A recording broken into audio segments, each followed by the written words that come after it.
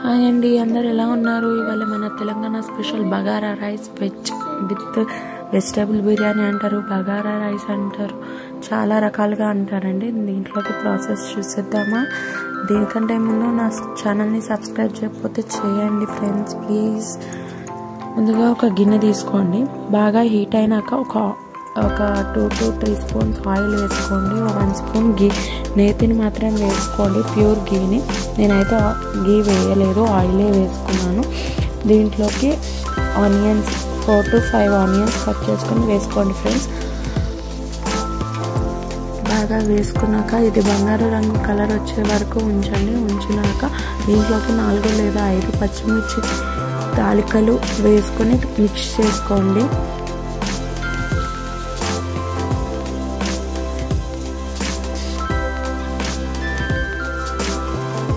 ఇదంతా కలర్ మారినాక అల్లం వెల్లుల్లి పేస్ట్ 1 టేబుల్ స్పూన్ వేసుకున్నాను. అది బాగా మిక్స్ చేసుకుని మనము బిర్యానీ సామాన్లు, బిర్యానీ ఆకు, దాల్చిన చెక్క, లవంగాలు, ఇలాచీలు, సహజీరా మాత్రం మర్చిపోకండి. అది ఉంటేనే టేస్ట్ ఉంటుంది బగారన్నం కానీ వెజిటేబుల్ బిర్యానీలోకి కానీ.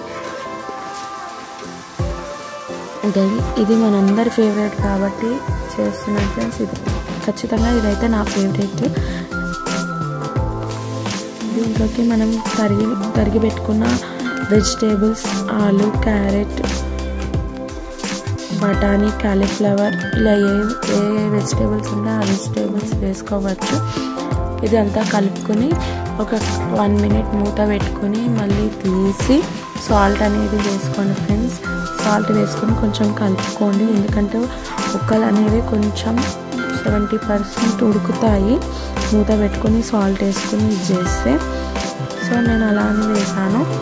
ఇది అయిన తర్వాత కొంచెం కొత్తిమీర, పుదీనా అనేది కడిగి వేసుకోండి ఫ్రెండ్స్.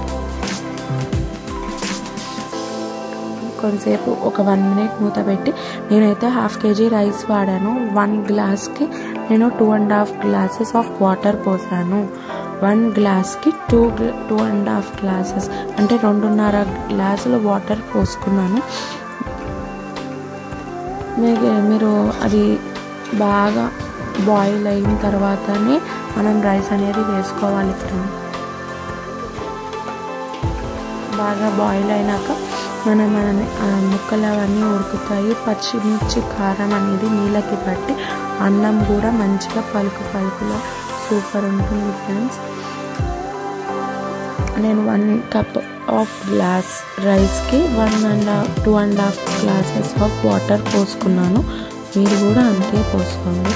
నేను చేసినట్టు చేస్తే మీరు ఖచ్చితంగా చాలా బాగుంటుంది ఫ్రెండ్స్. నేను చేసినట్టు మీరు ట్రై చేయండి.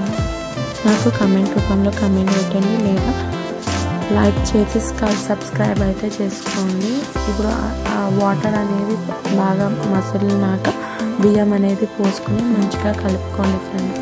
కలుపుకున్నాక మూత పెట్టేసుకోండి.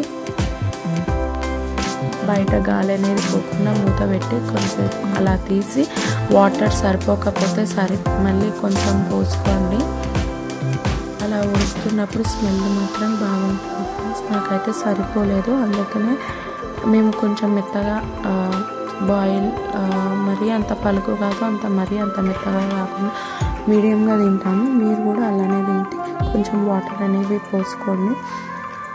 వాటర్ అంతా పోసుకున్నాక మంచిగా ప్లేట్ పెట్టి కవర్ చేసుకొని ఇది చేయండి. మళ్ళీ సర్వ్ చేసుకునేటప్పుడు సాఫ్రాన్ కుంకుమ పువ్వుని నీళ్ళల్లో ఉంచి అదంతా వాటర్లో కలిపి పోయండి. లాస్ట్లో పుదీనా ఇది సర్వ్ చేసుకోండి. సూపర్ ఉంది ఫ్రెండ్స్. వేడివేడిగా ఊరుతుంది, వాసన వస్తుంటేనే మాకు నోరు ఊడిపోతుంది, అలా ఉంది. సో మీరు కూడా టేస్ట్ చేయండి ఫ్రెండ్స్ నేను చేసినప్పుడు. Please thank you for watching this video అండి. Thank you for like share subscribe చేసుకోండి నా ఛానల్కి. థ్యాంక్ యూ అండి. కొత్తగా వాళ్ళు చూసుంటే ఖచ్చితంగా